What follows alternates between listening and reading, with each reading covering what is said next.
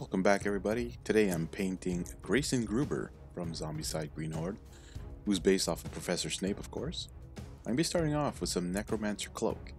Now, this takes the most part of the painting tutorial today, because this cloak is pretty big, and I also made a few mistakes while filming this. I would forget like his belt at one point, and I noticed I wanted to do his boots as well in this. I forgot about a couple spots on his cape. You'll see I'll come back and fix it up at some point. And I do go out of focus at some points too. I'm sorry about that. Don't forget to subscribe and like the video.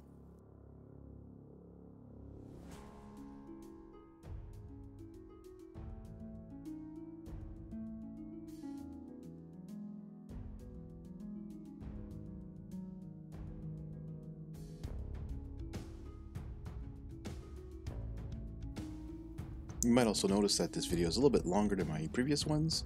I decided to slow it down a bit. Please let me know in the comments down below if you prefer the faster versions, which are about like 6 minutes each, or these ones which are about 12-15 minutes each. Let me know. Thanks.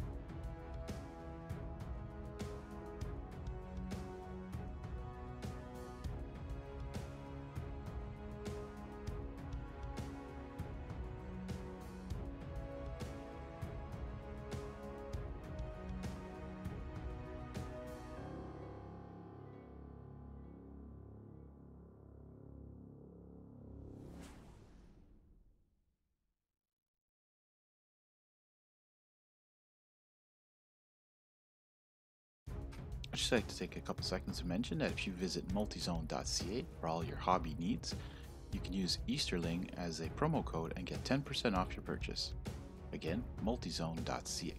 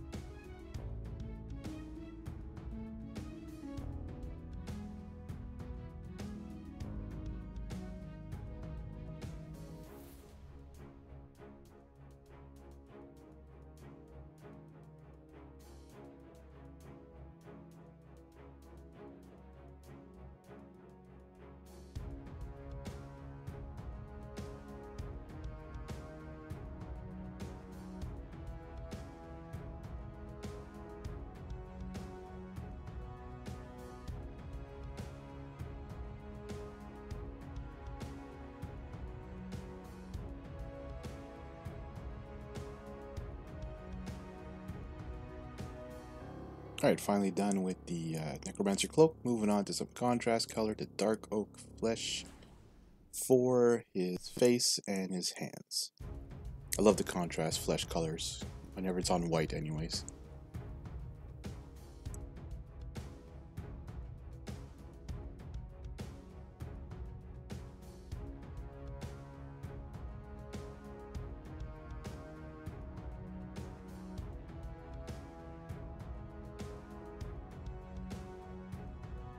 Yeah, this is where I came back to that Necromancer cloak for his belt.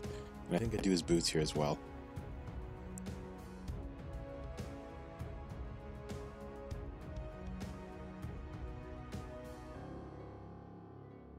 And I grabbed some of that Wildwood contrast by Citadel Colors for his wand. But for some reason it doesn't take really well. It doesn't come out as nice as it usually does on white.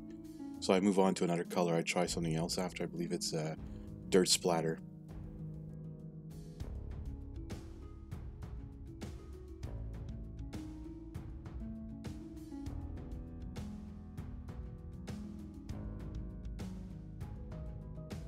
Yeah, once it dried, I realized now that wand didn't come out nice, so I used Dirt Splatter instead. Give it a nice earthy tone to it. Which the wands, you know, if you look at Professor Snape, kind of looks like that as well in the Harry Potter movies.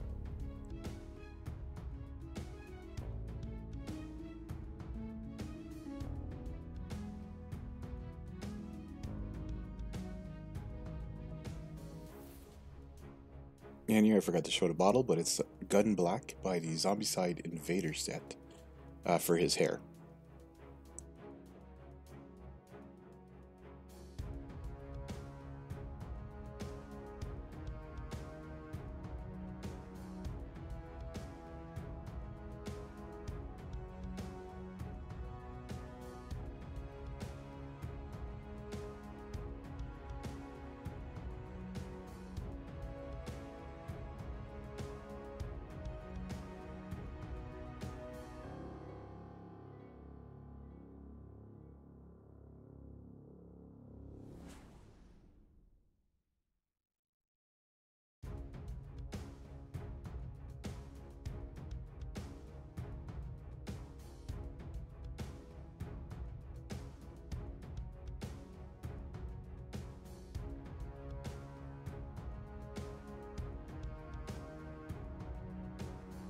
Then I decided to do his robes or his whatever with some Bleach Skull, which is from the D&D Nolzur's Marvelous Pigments paint set, the Undead paint set to be more precise.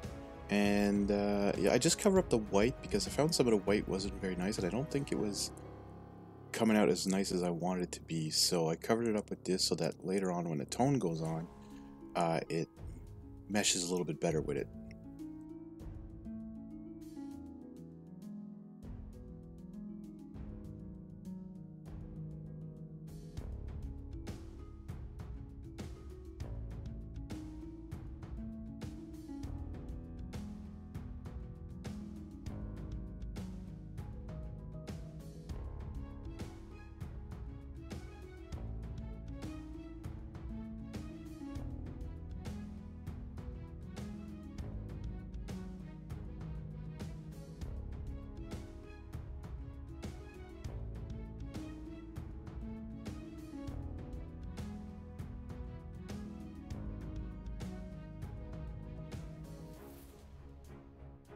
Okay, this is where I come back to the Necromancer cloak for his pants and boots.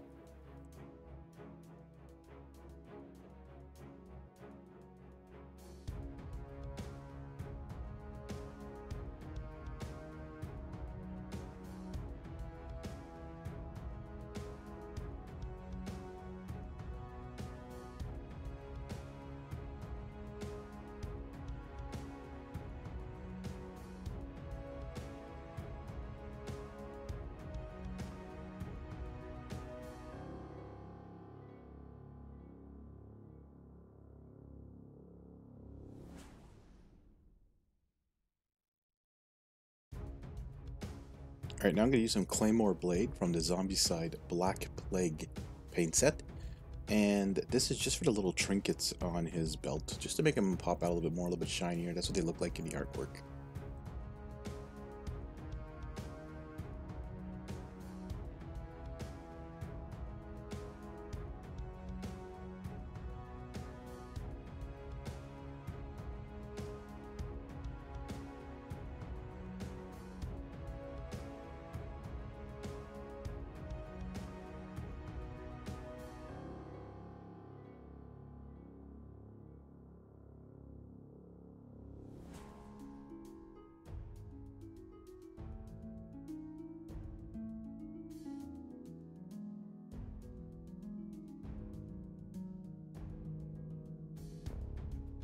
Now I use a dark tone wash on everything that's dark. So his hair, his cape, and his pants and boots. Just to fill in some of the gaps left by the paint that didn't completely cover, and also to give like a little shading effect as well.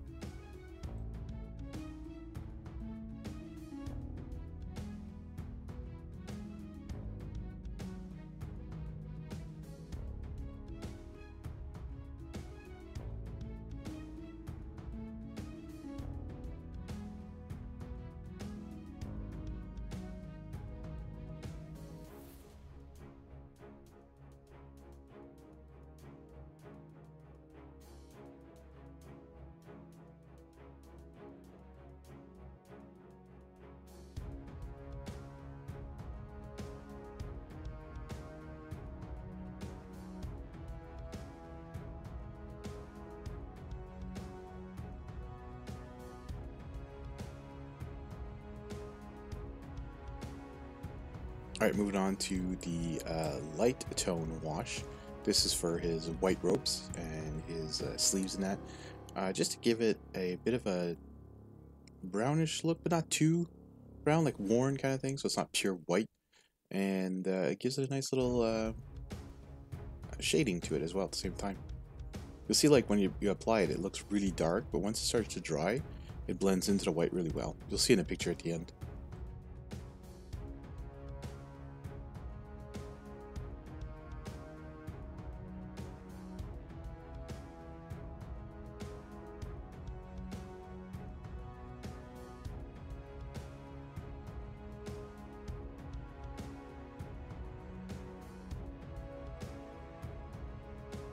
And again, I finish off with that Hunter Green. Reason for that again is just so that it looks like grass, because in Green Horde, the board game, they're mostly in bushes and outside, so I figured this Hunter Green would look nice as a base. Sorry for going out of focus there. And that's it. So that's Grayson Gruber. All done.